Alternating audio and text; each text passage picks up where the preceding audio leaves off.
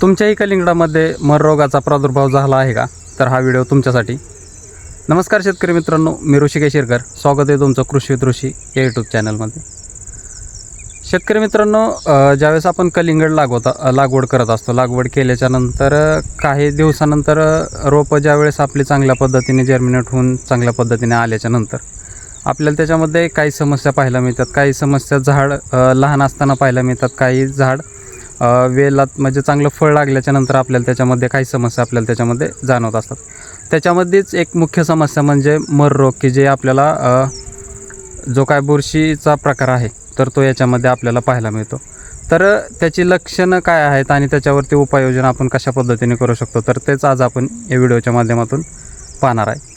तर शेतकरी मित्रांनो, तुम्ही जर या ठिकाणी पाहिलं तर हे जे काय वेल आहे, कलिंगडाचा वेल आहे, तर हा मर रोगाने वेल्टिंग येऊन या ठिकाणी आपल्याला तो गेलेला पाहायला मिळतो आहे. आता याची लक्षणं जर तुम्ही जर पाहिली तर पहिल्यांदा याच्यामध्ये जो काय पान आहेत तर ते आपल्याला शेंड्याकडल्या साईडने पिवळी पडलेली पाहायला मिळतात आणि हळूहळू वेल आपल्याला त्या ठिकाणी जळून गेलेला पाहायला मिळतो. तर हे येण्याचं मुख्य कारण असते की जी काय फ्युझॅरियम जी काय बुरशी आहे तर ती त्याचा अटॅक ज्यावेळेस आपल्या मुळांवरती होतो त्यावेळेस आपल्याला हा जो काय मर रोग आहे, विल्टिंगचा जो काय प्रॉब्लेम आहे तर तो आपल्याला प्रत्येक पिकामध्ये आलेला पाहायला मिळतो. तसंच आपल्याही कलिंगडाच्या प्लॉटमध्ये आपल्याला हा आलेला पाहायला मिळत आहे. पूर्णपणे हा जो काय रूट झोन आहे तर तो डॅमेज करून याचं जे काय संक्रमण आहे तर ते वाढलेलं आपल्याला पाहायला मिळत असतं. याला जर ज्यातली तिथं म्हणजे जागेवर जर कंट्रोल नाही केला तर हा एका मुळांपासून दुसऱ्या मुळांपर्यंत आपल्याला हा ट्रान्सफर झालेला पाहायला मिळतो. त्यामुळं एका वेलापासून आपले बरेच वेल त्याच्यामध्ये संक्रमित होऊन त्या ठिकाणी आपल्याला त्याचा प्रादुर्भाव जास्त प्रमाणामध्ये आपल्याला प्लॉटमध्ये झालेला पाहायला मिळतो. तर याला कंट्रोल करत असताना आपल्याला काही बुरशीनाशक वापरायचं आहे, कारण फ्युझॅरियम ही बुरशी असल्यामुळे आपल्याला त्याच्यावरती प्रतिबंधक जे काय बुरशीनाशक आहेत तर ते त्याच्यामध्ये वापरायचे आहेत. तर त्याच्यामध्ये 2 बुरशीनाशक सांगणार आहेत की जे तुम्हाला 4-4 दिवसाच्या फरकाने आपल्याला 2 त्या ठिकाणी ॲप्लिकेशन करायचे आहेत. तुम्ही ड्रिपने देऊ शकता किंवा ड्रिंचिंग त्याची करू शकता.